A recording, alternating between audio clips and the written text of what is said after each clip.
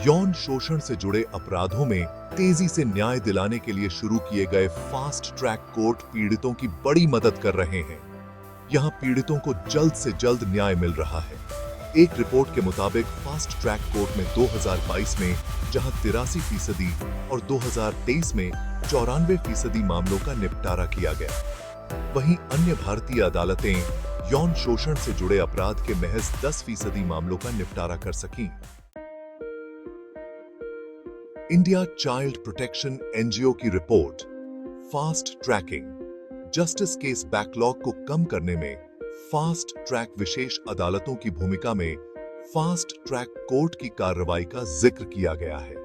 Report में fast track court के सकारात्मक प्रभाव को दिखाया गया है, साथ ही न्यायिक प्रणाली की चुनौती भी दिखाई गई है। रिपोर्ट के मुताबिक अगस्त 2024 तक देश में 1023 निर्धारित अदालतों में से 410 विशिष्ट पॉक्सो अदालतों सहित कुल 755 फास्ट ट्रैक कोर्ट कार्यरत हैं। 2019 में फास्ट ट्रैक कोर्ट शुरू होने के बाद से दुष्कर्म और पॉक्सो के 4,16,638 मामले दर्ज किए गए। इनमें से कुल 2,14,463 यानी 52% मामलों का निपटारा किया गया।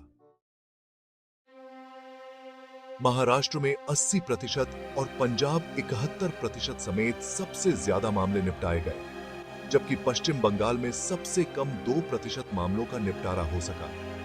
रिपोर्ट में बताया गया कि पश्चिम बंगाल में लक्ष्य के 123 फास्ट ट्रैक कोर्ट में से केवल 3 कोर्ट ही काम कर रही हैं, इसलिए यहां मामलों को निपटाने की दर कम रही।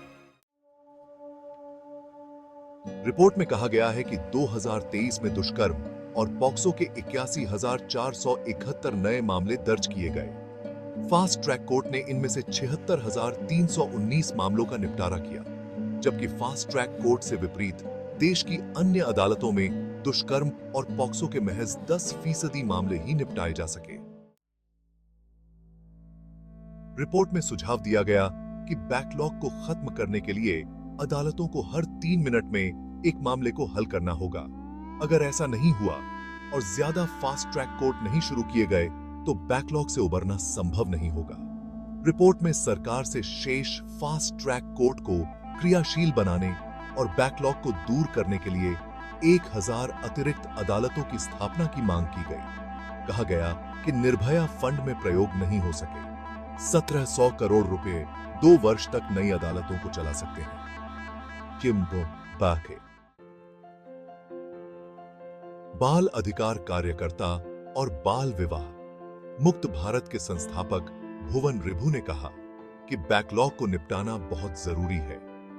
रिपोर्ट में भारतीय नागरिक सुरक्षा संहिता BNSS की धारा 289 और 359 के सख्त पालन की आवश्यकता पर भी जोर दिया गया है। डाटा से पता चलता है कि 2022 में ऐसे सैकड़ों मामलों का समझौता के जरिए समाधान किया गया।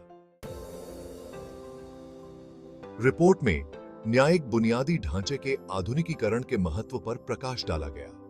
इसमें अदालत कक्ष में तकनीक को मजबूत करने और पीड़ितों के लिए गवाह बयान केंद्र VWDC की स्थापना करना शामिल है।